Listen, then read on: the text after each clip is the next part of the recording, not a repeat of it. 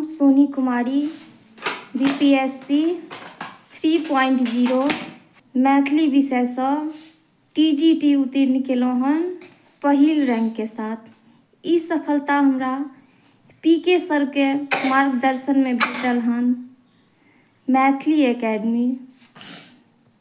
हम चाहै छी अहूँ सब अगर मैथिली में सफलता प्राप्त करऽ चाहै छी आ हमरा जेका नीक रैंक लाबऽ चाहै छी तो PK सर से जरूर जुड़ू और अपन सफलता सुनिश्चित करू। आइ हम जे भी सफलता सुनिश्चित केलहुँ हन हुनके सानिध्य में रहि कऽ हुनके मार्गदर्शन से। तो हमरा अनुरोध ये जतेक भी मैथिली के विद्यार्थीगण छी सब आओ आ हिनका से जुड़ू और सब गोटे एनाहिते नीक रैंक के साथ सफल हो।